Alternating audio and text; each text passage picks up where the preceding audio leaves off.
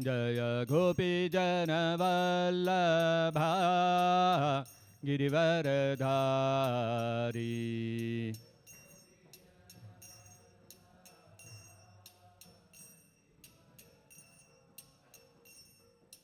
यशोदनन्दन व्रज जनरञ्जना।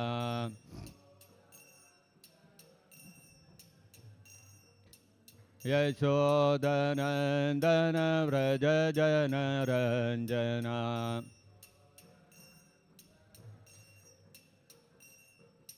यमुनातीरावनचारी।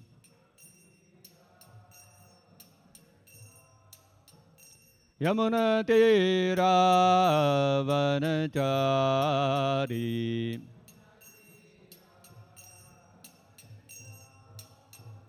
जय राधा माधवा कुंज विहारी।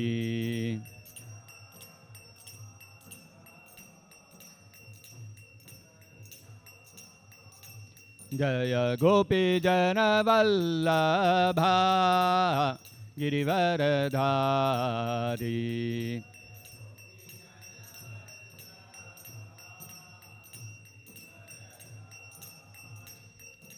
यशोदनन्दन व्रज जनरञ्जना।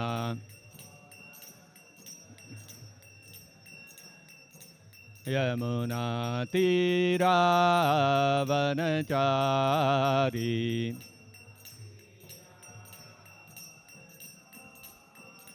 यमुनातीरावनचारी।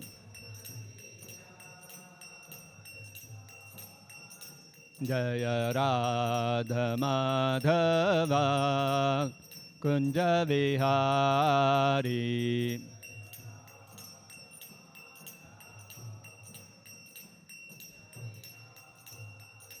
जय राधा माधवा कुंज विहारी।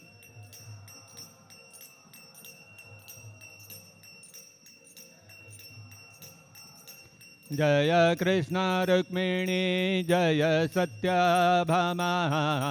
कृष्ण रुक्मिणी जय सत्यभामा।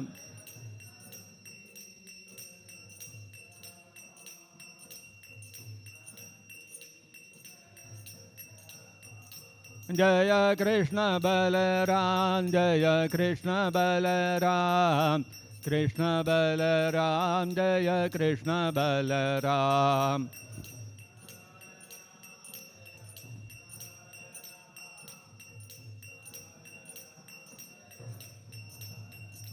जय गौरनिताय जय गौरनिताय। गौरनिताय जय गौरनिताय।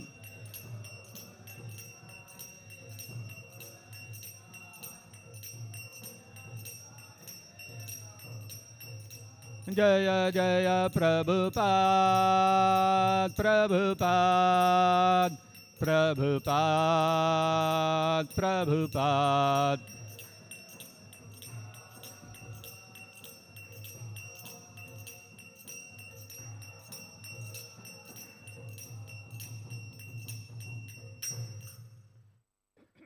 जय विष्णुपाद परमहंस परिव्राजकचरेष्ठोत्तर शत श्री श्रीमद इस डिवाइन ग्रेस एसी भक्तिवेदांत स्वामी श्रीद प्रभुपाद की जय। जय विष्णुपाद परमहंस परिव्राजकचरेष्ठोत्तर शत श्री श्रीमद इस डिवाइन ग्रेस श्रील भक्ति सिद्धांत सरस्वती गोस्वामी महाराज की जय। अनंत कोटि वैष्णव वृंद की जय। प्रेम से कहो श्री कृष्ण चैतन्य प्रभु नित्यानंद श्री अद्वैत गदाधर शिवासदि गौर भक्त वृंद की जय। ग्रंथराज श्रीमद्-भागवतम की जय। श्री श्री कृष्ण रुक्मिणी सत्यभामा की जय। श्री श्री कृष्ण बलराम की जय। श्री श्री गौरनिताय की जय। जगत गुरु श्रील प्रभुपाद की जय। निताय गौर प्रेमानंदे हरि हरि बोल।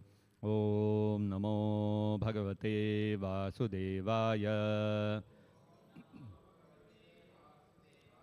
ओम नमो भगवते वासुदेवाय।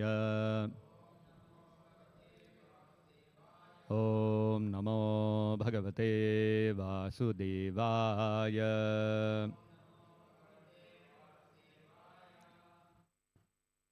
Reading from Srimad-Bhagavatam, Canto 3, Chapter 25, text number 16.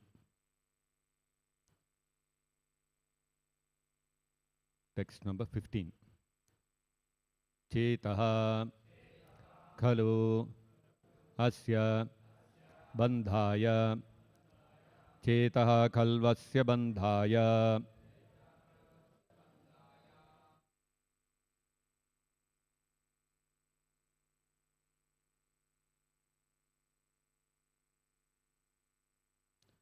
Chetaha khalvasya bandhaya.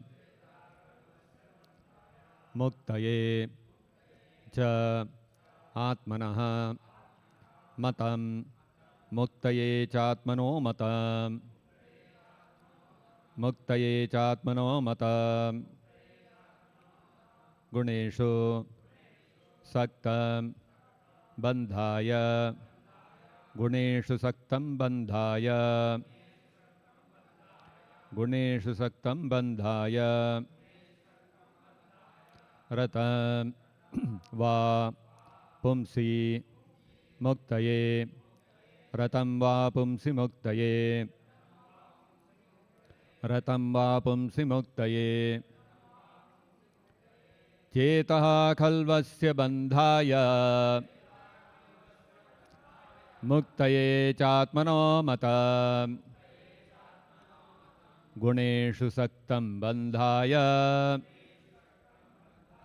Ratam va pumsi muktaye. Chetaha khalvasya bandhaya. Muktaye chatmano mata. Guneshu saktam bandhaya. Ratam va pumsi muktaye.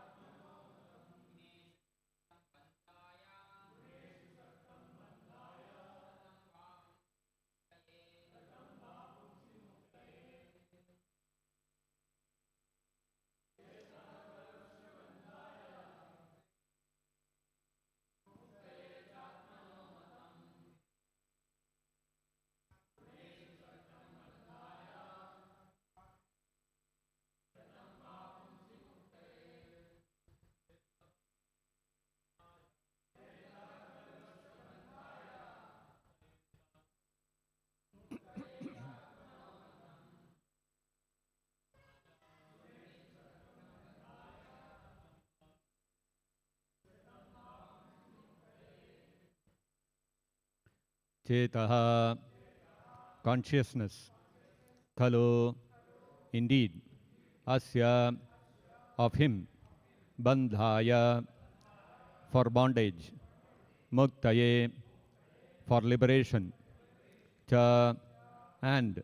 Atmanaha, of the living entity. Matam, is considered. Guneshu, in the three modes of nature. Saktam, attracted. Bandhaya, for conditional life. Ratam, attached. Va, or. Pumsi, in the Supreme Personality of Godhead. Muktaye, for liberation. Translation and purport by His Divine Grace Srila Prabhupada. The stage in which the consciousness of the living entity is attracted by the three modes of material nature is called conditional life. But when that same consciousness is attached to the Supreme Personality of Godhead, one is situated in the consciousness of liberation. Kindly repeat. The stage in which the consciousness of the living entity is attracted by the three modes of material nature is called conditional life. But when that same consciousness is attached to the Supreme Personality of Godhead,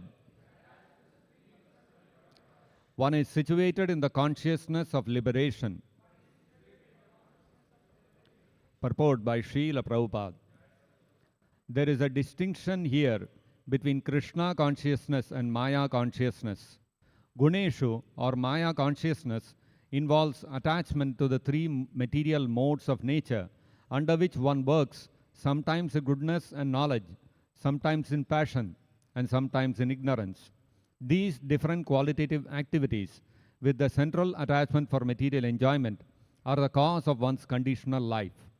When the same Chetaha or consciousness is transferred to the Supreme Personality of Godhead, Krishna, or when one becomes Krishna conscious, he is on the path of liberation. Thus ends the Bhaktivedanta purport.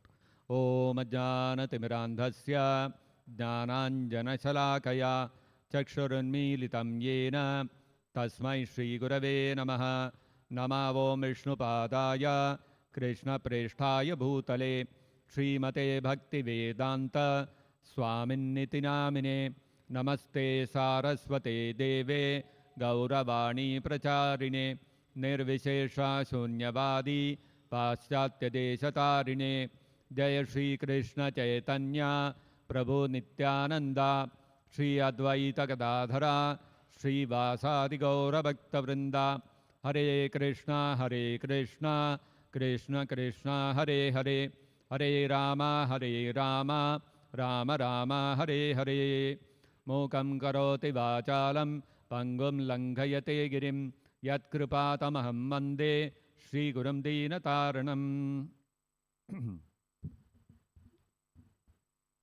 So today is a very epochal day in the history of India. Why? Because today the Ram temple in Ayodhya is getting inaugurated. It's a very big thing because for more than 5 centuries, people in India have been going through various struggles to build this temple back, which was demolished, and we all know how it was desecrated, demolished, and all these things by some invaders long back, centuries ago. People have been fighting, and after so many years, went through so many phases. There was a lot of fights, struggles, lot of demonstrations, movements. Then finally it became a court case. And eventually, the culmination is that finally we are seeing the Ram temple getting inaugurated. There have been mixed reactions. Vast majority of the people extremely happy. Sacrifices of so many hundreds and thousands of people all coming to fruit. There is celebration everywhere. We have also been invited to a few places here in Chennai, private residential places where the whole community is getting together to celebrate this event, so they want us to come and do kirtan. The whole country is in a celebrating mood. Many governments have declared holiday so that they can watch the live telecast of the inauguration and all these kind of things. There is a small section also raising an opposite voice, saying that why so much money should have been spent on building a temple. If that money had been spent on building a hospital or a school for the poor children, that would have been more beneficial. Yesterday, I was going somewhere and happened to see one hoarding. Some big developer of a real estate project, some big developer, he's developing some land and put a big advertisement, some architectural renderings of how the project will look like. And it said some Italian style or Spanish style row houses, 3-bedroom and 4-bedroom villas starting at 4.75 crores. I was watching that, 4.75 crores, my goodness. even though such a big amount, there will be a lot of people wanting to buy those houses. Why? Because everybody has that propensity that we should have a house of our own. And according to the income level of the person, according to how much he is able to afford, you will find low income group flats which you can get for maybe 20-30 lakhs, and up to houses which are 4.75 crores.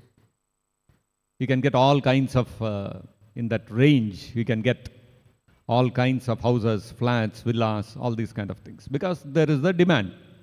People are ready to shell out that kind of money. And even if they don't have that kind of ready money available with them, people are ready to go to banks and take house loans and pay that builder that money and buy the house. This is there all over the world. It's not just in India. The propensity is there. Propensity is what? We have to build a house, a place of residence. Now, this place of residence that we want for ourselves, it is for our own pleasure, for our own satisfaction that we want to have our own house. We can live anywhere.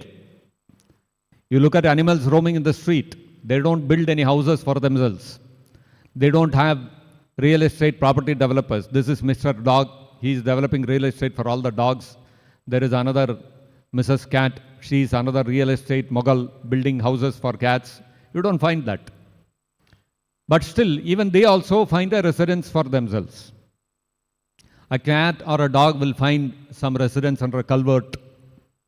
A monkey will find residence in some tree. A bird will make a nest for itself. This propensity is there, ultimately, to have a place of residence. Human beings are more organized, more intelligent. Therefore, they are able to build nice houses, put some architectural creativity into that building to make it look nice, and make some good interiors so that when you walk in, you feel a good vibe. Even though a cat or a dog may have its own house under culvert, they don't go around, find some architect, nicely design this culvert, put some nice tiles, what color paint we should paint. They don't think all those things. Human beings have little better creativity, more intelligence, so they are able to think like this. But ultimately, what it boils down to the propensity that I want to build a house, I should have a place of residence for my own satisfaction. I have my own place of residence, I feel, I've achieved something in life. I'm sure even the dogs and cats and birds also, when they build their nest or find a culvert or some cave or something, they will also feel similar satisfaction. I got my own place of residence. This propensity is there. Now, when we satisfy this kind of propensity, building a house for ourselves or a place of residence, finding a place of residence for ourselves, what is happening? We are binding ourselves to the cycle of birth and death within this material world. The same consciousness, if you transfer, the same propensity we transfer, let me build a house for the Lord. Let me build a temple for Lord Ramachandra in Ayodhya. What is the benefit? Only Lord Rama is going to go and reside there, of course, with Sita Maya and Lakshmana and all those, his brothers and all those people. No other human being is going to go and reside there, isn't it? So what is the benefit for all those people who poured in money, who poured in all the labor, and they fought for this temple and built the temple? Finally, what? Nobody is going to go and live there. Then what is the benefit you are getting? Benefit is Chetaha Kalvasya Bandhaya. That consciousness, that propensity which I have, that I should do this for myself, I should have a place of residence for myself. Muktaye Chatmano Matam. When you transfer it to Krishna, when you transfer it to Lord Ramachandra, that let me build a place of residence for the Supreme Lord, then what happens? What is the benefit for me? Guneshu Saktam Bandhaya Ratam Va Pumsi Muktaye. Ratam Va Pumsi Muktaye. It will pave the path for my liberation from the cycle of birth, death, disease and old age. This is a very big achievement. Many big munis, rishis, sages, they have all undergone so much tapasya. They renounced the material world. They undertook so much austerities.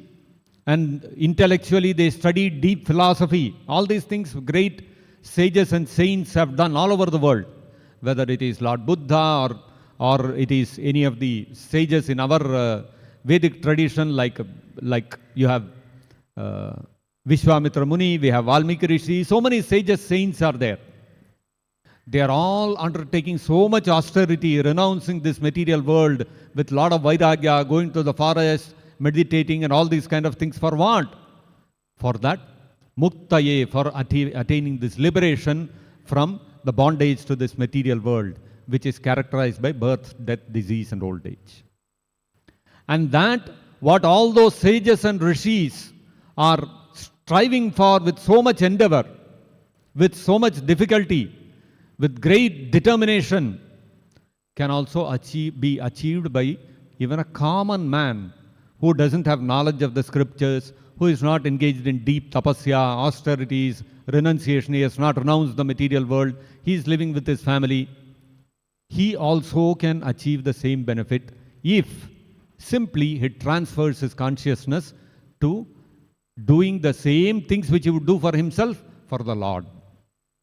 Build a residence for myself, instead of that, build a residence for Krishna. Cook food to eat, instead of that, cook food to offer to Krishna. Hear some good music for my pleasure, instead of that, offer some Sankirtana, Nama Sankirtana for the pleasure of the Lord. Like this, every activity that we do, instead of doing it for our satisfaction, we transfer it for the satisfaction of Krishna. Then what will happen? The same activity which Guneshu Saktam Bandhaya, which was the source of Bandhaya, which was the source of my entanglement in this material world, repeatedly taking birth and death with different species, sometimes human beings, sometimes animal, Shri Krishna, sometimes human beings, sometimes animals, sometimes some plant, sometimes some aquatic, sometimes some devata, sometimes Brahma, sometimes some asura, sometimes some insect. Like this, we have been taking different bodies in different lifetimes. This is called bandhana, or entanglement in the cycle of repeated birth and death.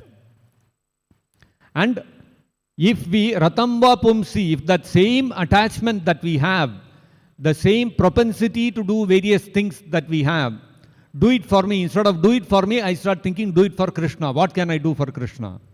I talk for Krishna, I eat for Krishna, I dance for Krishna, I sing for Krishna, I build for Krishna. Everything I do for Krishna. Then what happens?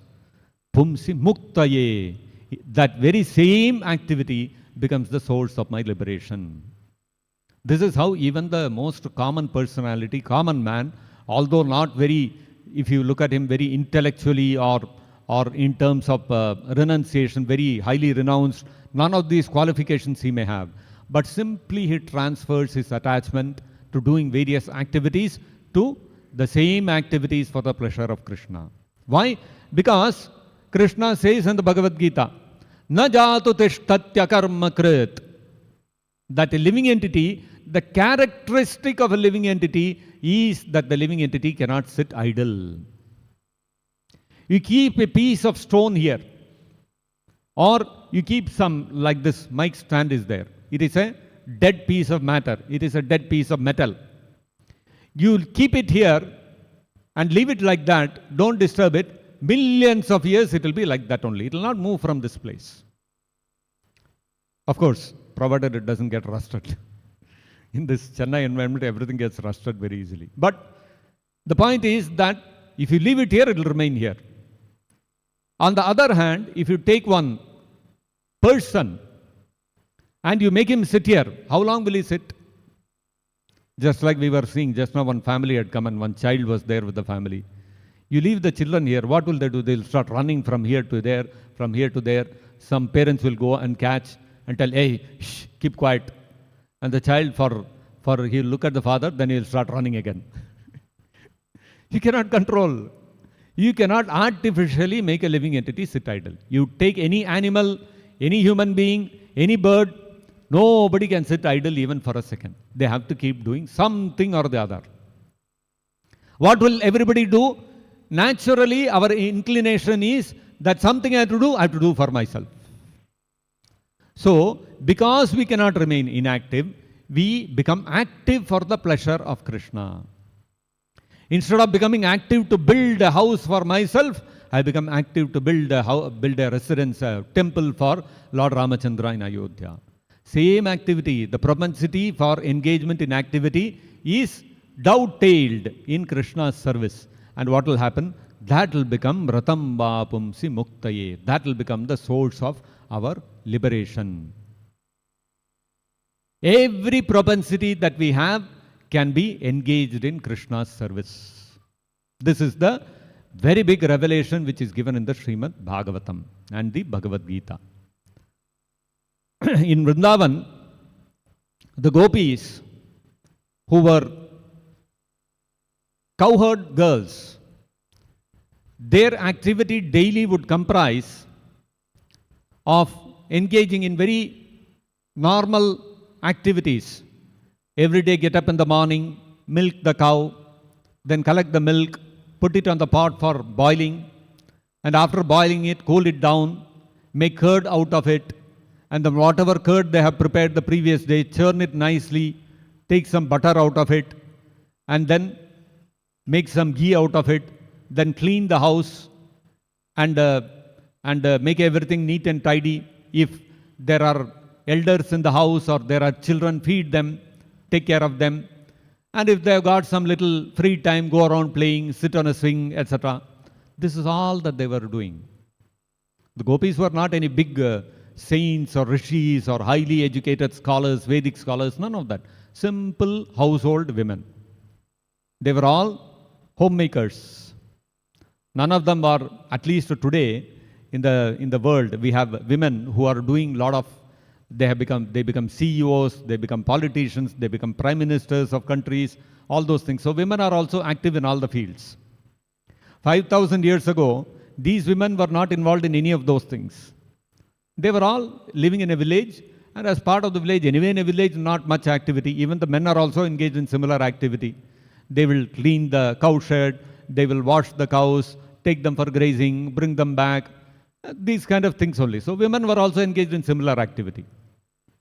So the whole community, if you see in Vrindavan, what were they doing? Whole day their only business is to take care of the cows. And whole day hard work. Imagine if you have to take the cows for grazing in the forest, so many kilometers you have to walk and take care of the cows the whole day and walk back to the villages, then clean the cow shed and remove all the cow dung, put all the fodder for the cows. This is all very hard labor. And after doing all this, at the end of the day, they would all go home, lie on the bed and fast asleep. Next day morning, before sunrise, the cock will crow, again get up, again same activity. Whole day working hard, working hard, working hard. Nothing else they were doing. But still, in the midst of all that, the important thing was that while they were doing all these things, what was their purpose in doing all these things? They were not doing all the Brajavasis, they were not taking care of the cows, taking them for grazing, boiling the milk and all these things. They were not doing it for their own satisfaction. The gopis, when they would be boiling the milk and churning the curd and making the butter, they'll be thinking, oh, nice butter I have to make. And I have to put it in the pot and I have to keep it so that Krishna can come and steal it. This is the thinking of the gopis. And what are the gopas thinking? Nicely, we should take the cows and graze them so that they give nice milk with which we can make butter, curds, all these things by which we can feed Krishna and Krishna can become happy. So they were not doing any of these things for their own satisfaction. They were doing everything what a normal village person will do. Same thing they were doing, but their intention, their purpose was everything for the satisfaction of Krishna. And they were attracted by the beauty of Krishna so much, especially the gopis. They were the most attracted by the beauty of Krishna. One of the gopis, she was talking to another gopi and she was telling her, Smeram Bhangi Traya Parijitam Sachi Vistirna Drishtim Vamshi Nestadara Kishalayam Ujjwalam Chandrakena. So she was telling her friend, another Sakhi, oh Sakhi, she was telling, Smeram Bhangi Trayam Sachi Vistirna Drishtim Govindakyam Haritanum Ita Keshi Tirthopakante. There is one person called Govindakya. Govinda Akhya means, by the Akhya means name. Govinda Akhya means the person named as Govinda.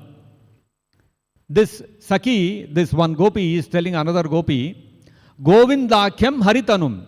There is one person called Govinda, you know. And this Govinda is Hari. He is Hari himself. He is Krishna. Govinda is another name for him. And Itaha Keshi Tirthopakante. And this person, Govinda, you can find him always standing near the Keshi Tirtha, Keshi Ghat. If you go to Vrindavan even today, we have the famous Keshi Ghat. That is the place, it is said, where Lord Krishna killed the Keshi demon, who came in the form of a horse. And that place became famous as Keshi Ghat or Keshi Tirtha from that time. This gopi is telling the other gopi that the person, there is one person called Govinda, who is Hari himself, and you can find him Keshi Tirthopakanta. You can see him standing in Keshi Tirtha. And how is he standing? Smeram Bhangi Trayam. He is standing in a three-curved form. His body, he is standing in such a way that it is bent in three places. Where is it bent? It is bent on his neck. His neck is slightly teda like this. And then his waist is also teda. And his knees. So he is standing like this in this three-curved form, Tribhangi form. Smeram Bhangi Trayam, Tribhanga form he is standing.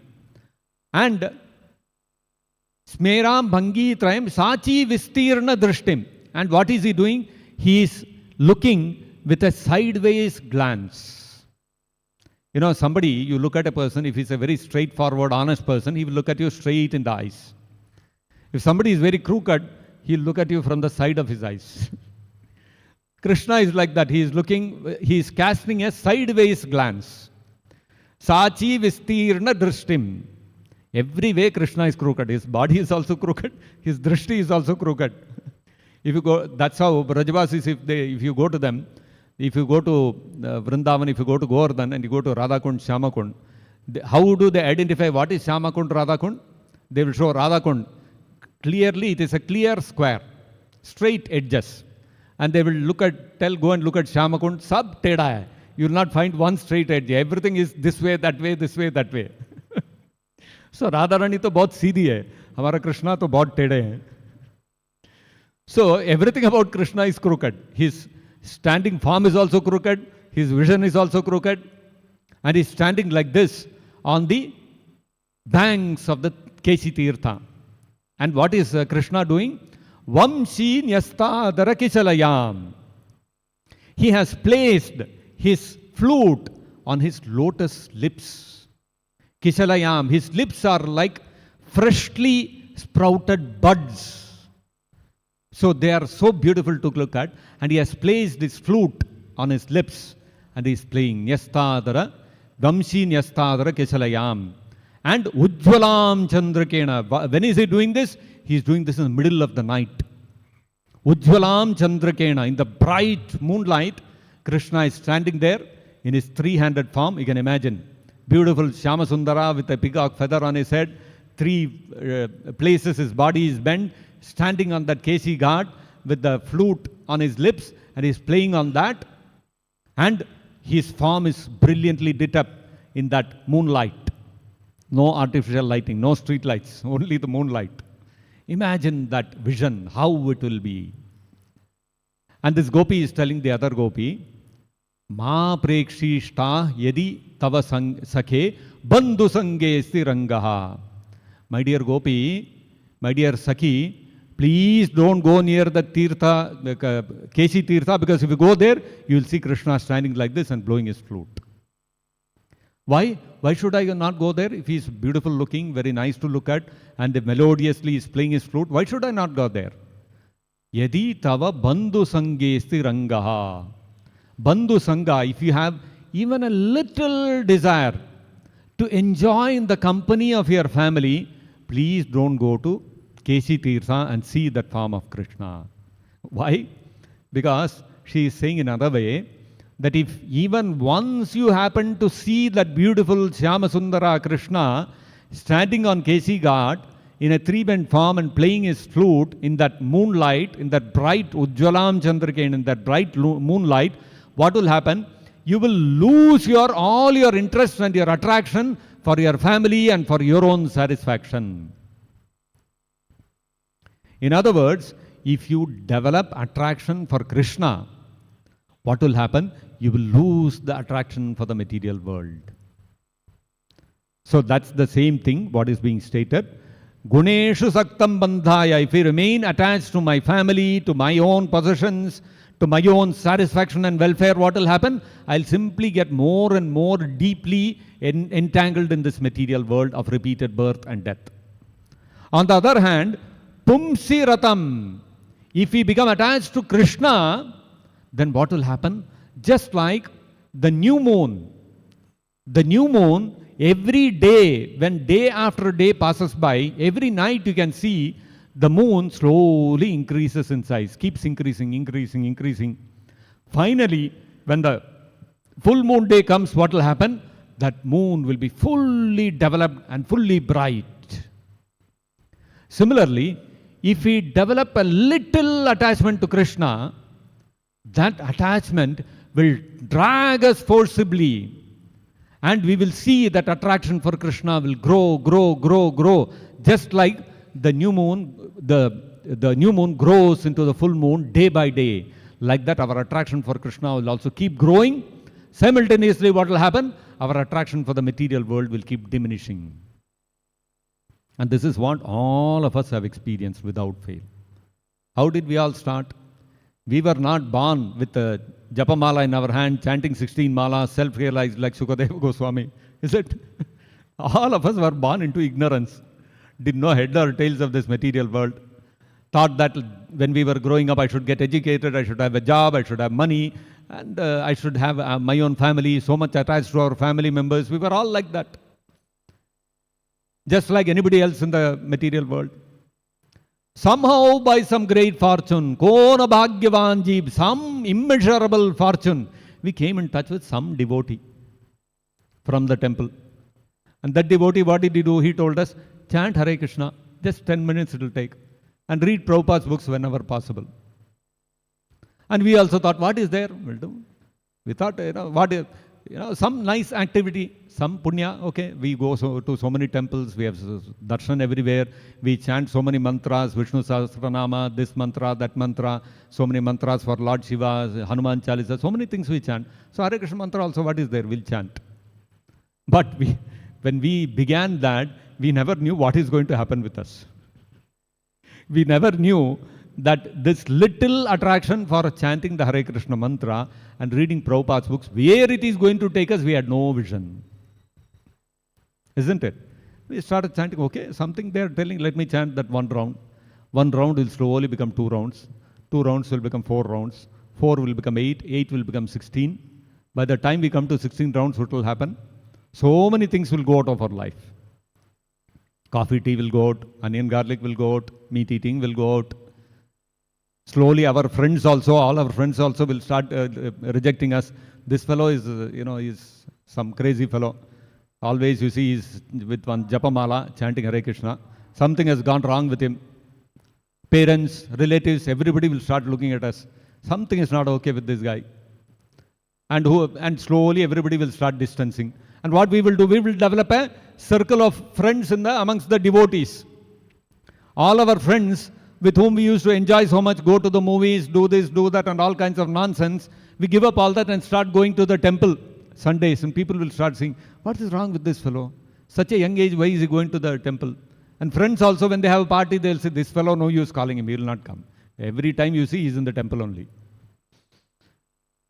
And your friends, what they will do, you go and tell them, hey, come to the temple. No, there is beautiful Kirtan Prasadam. No, Baba, I will not come with you. If I come with you, I will become like you. I will not come with you. What is happening? Guneshu saktam bandai ratam vapumsi muktaye. All our attachment in the material world, friends, relatives, everything is going off. One by one, it is getting cut off. Eventually, one stage will come and one day we'll say, enough of this material world. I want to become a full-time devotee. Over. Finished.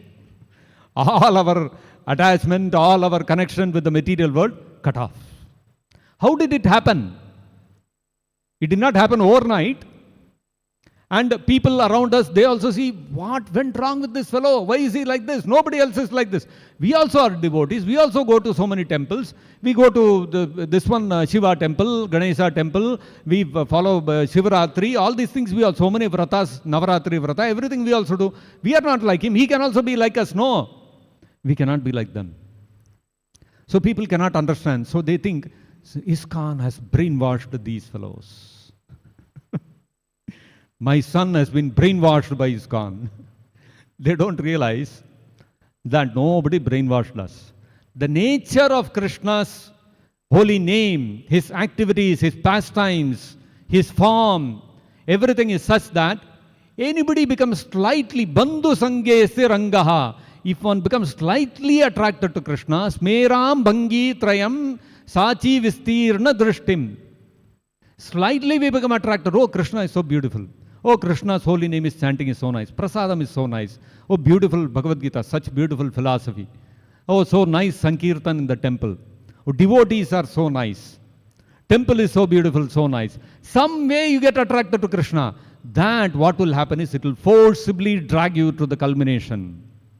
Just like the moon, from the new moon to the full moon, the moon gradually grows every day. You cannot stop the growth of the moon. Nobody can stop the growth of the moon. Enough moon, you have become half big, enough, stop there. You cannot stop. Not possible, impossible. Similarly, once we become attracted to Krishna, pumsi ratam, what will happen? Muktaya, it will take you to the point of mukti. It will take you, it will liberate you from all your attraction for the material world. It is impossible to withstand the power of attraction of Krishna. This is the revelation which is given in the Srimad-Bhagavatam. We don't have to strive separately to become renounced, to cut off our affection for the material world, like great jnanis and yogis are doing. We don't have to do all that. Simply, we have a little attraction for Krishna. That attraction will keep growing, growing, growing, and it will pull us to final mukti. This is the great significance in building temples for Krishna, in having activities for Krishna, for distributing Krishna's prasadam, engaging in Sankirtana Yajna, distributing the teachings of the Supreme Lord, whether it is a temple at Ayodhya or a temple for Krishna in Mathura. Wherever you see, you do these things. Whoever is engaged in such activity, their attraction for the material world will keep diminishing. You see, all those people who are celebrating the Prana Pratishtha, the inauguration of the new temple in Ayodhya, what is happening? They will all be live, watching live how the inauguration of the Ayodhya temple is going on today, right? So why? Because they are very much attached. They want to see how this is going on. During that time, what will happen? They'll stop watching movies. They'll stop watching all nonsense. They'll stop talking all Gramegata. What happened to this? What happened to that? I should do this for myself, do that for myself. They stop all those things. Focus completely on Lord Ramachandra. You see how little attraction for Lord Ramachandra, all your, slowly, one by one, all your attachments in the material world will start getting cut off. This is the real benefit of engaging in devotional service to Krishna, to Lord Ramachandra. What is that? Normally we are Guneshu Saktam. We are bound by the three modes of material nature to engage in different kinds of activities in the material world. And Bandhaya, this is the cause of our entanglement within this material world. Same propensity, Ratam Vapumsi, what will happen is, it will gradually cut off our attraction to this material world and take us to the point where we will become free from all attachment to this material world. The strongest attachment in this material world is attraction to one's family. Very difficult to give up one's attachment to one's family, to one's parents, to one's children, to one's spouse. Very difficult. This is the most difficult attachment to give up. But as the gopis are stating, that bandhu sange yadi astu range. If we have even a little rangaha, if we have even a little attachment to our family members, better not engage in devotional service to Krishna. In other words, no matter how much strong attachment we have for our family and for our relatives and all that, If we engage in devotional service to Krishna, gradually that attachment will keep reducing, attachment for Krishna will keep increasing, like the moon keeps increasing in its size. And eventually, when it becomes a full moon, that is the full glory of the moon. Similarly, when we have developed full attachment for Krishna, when we become fully Krishna conscious, that is the glory of the living entity. That is the ultimate goal of the human form of life, which we can achieve. So, therefore, chetaha kalvasya bandhaya. Whether we are bandhaya, muktaye chatmano matam, or we want to be liberated, it is in our hand. Chetaha, our consciousness, where we want to invest our mind and our consciousness and our propensities. If we invest that same cheta in guneshu saktam, if we engage it in activities which are meant for my own satisfaction and pleasure, then bandhaya, that same thinking, that same mind, that same intelligence, that same consciousness, we are not changing anything. The same person, it will bind us. And on that same consciousness, same mind, same thinking, same intelligence, same body, same activities, same activities, if we do it for Atmanomatam, if we do it for the satisfaction of Lord Ramachandra, Lord Krishna, then what happens? Muktaye, pumsi muktaye. It will liberate us from this material world. So this is the instruction which is being given by Kapila Deva to his mother Devahuti, because that was Devahuti's question, how she can become free from the material attachment to this material world and to one's family and to one's own pleasures and satisfaction and sense gratification. And Kapila Deva is directly telling Devahuti, you don't have to do anything different. Simply you have to develop attachment for Krishna. That's all. So I'll stop here. If there are any questions or comments, we can discuss. Hare Krishna, Prabhu. Hare Krishna.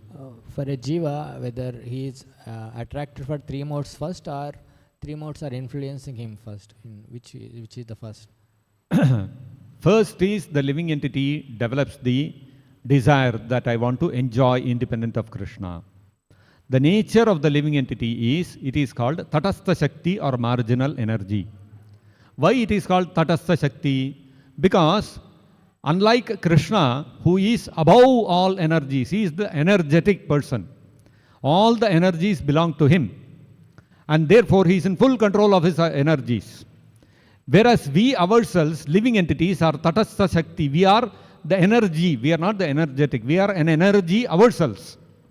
And being a Tatastha Shakti energy of Krishna, the marginal energy of Krishna, we have to be under the control of, under the subordination of either one of the other two energies of Krishna. Krishna has broadly three energies. One is the internal energy, Antaranga Shakti. Another is the Tatastha Shakti or marginal energy. And the third is the Bahiranga Shakti or external energy. The entire material world that we see is composed of the Tatastha Shakti. The Bahiranga Shakti or external energy.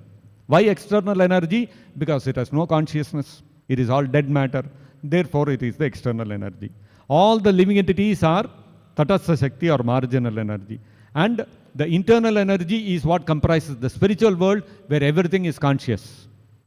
And therefore, that is a superior energy of Krishna. Now, between this Bahiranga Shakti and Antaranga Shakti, internal energy and external energy, they function to influence the Tatastha Shakti. Their job is to influence the Tatastha Shakti or the living entity or the marginal energy in ways and means which they are designed to influence that living entity. Influence that living entity meaning his thinking, feeling and willing will be directed by one of these two energies. The Tatastha Shakti or the marginal energy, which we all are, we are living entities, we have no option other than to be under the subjugation of one of these two energies. We cannot be independent of the control of these two energies. That's why we are called marginal energy or Tatastha Shakti. Now, the moment I desire to serve, to become independent of Krishna, to enjoy independent of Krishna, then what happens? Immediately, I place myself under the influence of the external energy of Krishna. And when we say external energy of Krishna, how does the external energy of Krishna influence us and keep us under its control? Through the three modes of material nature. The modes of goodness, passion and ignorance. Sattva-guna, Rajoguna and Tamoguna. And the moment we decide, no, I don't want to serve my own interests, I want to serve the pleasure of Krishna. I want to become his devotee, I want to become his servant, and I want to serve only his pleasure. What happens? Immediately we are put under the control of the internal energy of Krishna. And the internal energy of Krishna has again three divisions: Sat, Chit and Ananda. And through this Sat, Chit and Ananda, what the internal energy of Krishna will do? It will start controlling us, influencing us. How we have to act in relationship with Krishna so that we can give pleasure to him. The external energy influences us through the three modes of material nature to act in such a way that I can please myself. This is the difference. So the living entity is always under the control of either the external energy or the internal energy of the Krishna. It can never become fully independent. Therefore, the living entity, when it desires that I want to be independent of Krishna, immediately is put under the control of the external energy. Just like in this material world, Prabhupada often used to give the example. There are so many citizens roaming freely in the city. As long as you are abiding by the law of the country, you are free. You are under the free state. You are under the free state laws. The moment you do some criminal activity which is against the law of the country, what will happen? Immediately the police department, the police energy of the government will take over. As long as you are law abiding, the democratic energy will work upon you. The moment you go against the government, against the law, you will come under the control of the police energy. These are the two energies of the government. Similarly, the democratic energy is like the internal energy of Krishna, which gives freedom to the living entity. But in the democratic outside world also, you cannot do whatever you want. The government has put so many laws. If you go on the road, you have to drive on the left side of the road, if it is in India. If you go to the US, you have to drive on the right side. You have to follow the local law. You cannot say that I come from India, I will drive on the left side of the road in America. That's all. Immediately you will come under the police energy. You have to follow the law of the country. You have to, similarly, so many rules and regulations are there. What you can do, what you cannot do. You want to travel from one place to another, you go to the airport, so many lists will be there. All these things, what is that? You cannot carry a knife, you cannot carry a dangerous article, inflammable article. All these things you cannot carry. If you carry, you will be deported. In your check-in baggage, you cannot carry batteries, you cannot carry any power banks and all those kind of stuff. You have to follow those rules and regulations. If you are following the rule, nobody will stop you. You can travel. From anywhere in this country to any other part of the country, you can travel. But if you break the law and try to take one knife along with you and try to enter into the airport, immediately police department will take control of you. This is how it is. So either you are free in the outside world or you are in the police department. Both of them have separate rules and regulations. You have to follow them. You cannot say that, no, I'll be in the outside world and I'll do whatever I want. You cannot do that. Similarly, in the living entity, fundamentally, can never be fully independent. Just like a citizen in the country can never be fully independent. You can say, I'm a democracy, I'm independent, I can do whatever I want and all that. But you have freedom to do whatever you want, but within the framework of the law. I can do whatever I want, so I'll go and stab someone. I cannot do that. I want to do whatever I want to. I can do whatever I want to. I take a knife and cut sabji. Will anybody prevent you? Nobody will prevent you. You cut aloo or you cut tomato or you cut radish, whatever you want, you can cut. Nobody will ask you. Same knife you take and you try to cut someone, what will happen? Immediately police department will control. That means you don't have full independence even in this material world. Similarly, fundamentally also the living entity has no complete 100% independence. Absolute independence is not the property of the living entity. Absolute independence belongs only to Krishna. Our independence is limited. When we come under the influence of when we decide that I don't want to serve Krishna, immediately the external energy through the three modes of material nature will make you desire all kinds of things for your own satisfaction, not the satisfaction of Krishna. And when you decide, no, I want to serve only Krishna's interest, what will happen? The internal energy will start influencing you, making you think, feel and will in ways and means which will give pleasure to Krishna. Just like when Yashoda Mai wants to serve Krishna as a parent, as a mother. And therefore, what will happen? Yogamaya will influence her. The internal energy of Krishna will influence her to think in that way. And when Krishna opens his mouth and Yashodamai sees all the universes rotating within his mouth, what happens? Yogamaya immediately thinks, oh, if Yashodamai sees all these things, what will happen? Yashodamai will start thinking, I am mother of Krishna, that Krishna is my son, I am wife of Nanda Maharaj, all this is illusion. Actually, what? I am an insignificant living entity and this whole universe is the product of the Supreme Lord. She will start thinking all these things. And what will happen to her relationship with Krishna? Krishna will start thinking, my mother is not looking after me. Yashodama will stop, will fold her hands and start falling at the feet of Krishna. Then Krishna's all pleasure is gone. So immediately what will happen? The internal energy will influence the thinking of Yashodama. Yashodama will look at Krishna's mouth, so many universes floating in the mouth of Krishna. Ayyo, some ghost has captured my boy. Immediately she will start chanting all the names of Vishnu. Oh, Vishnu, Narayana, protect my son, protect my son. And Krishna will be happy. See my mother, how loving she is towards me. So there also what is happening? Yashodama is controlled by the influence of Yogamaya, internal energy of Krishna. Living entity can never be absolutely independent. Only Krishna can be absolutely independent. Our independence is minute. Prabhupada says everywhere, minute freedom the living entity has. Minute free will the living entity has. What is that minute free will? What is that minute freedom? That minute free will and the minute freedom is the choice. Do I want to serve Krishna or I don't want to serve Krishna? Moment I desire, I don't want to serve Krishna, the three modes of material nature will influence all my decisions. Whether what kind of food I like, what kind of life I like, what kind of music I like, what kind of books I like, what kind of hobbies I have, everything will be decided by the three modes of material nature. The moment I desire to serve Krishna, whatever I desire has to be in consonance with that relationship I want to serve Krishna in. If Yashodama has to serve Krishna as a mother, she cannot be highly philosophical, thinking about the supreme absolute truth, how is the creator of everything. She cannot be thinking all those things. So what will happen? Yogamaya will influence her to think like a very ordinary mother thinks about her child. So this way, the internal energy and the external energy of Krishna are constantly influencing the living entity according to whatever desire he has, according to the use of his free will. This is how we have to understand. Is that okay? Any other question or comment?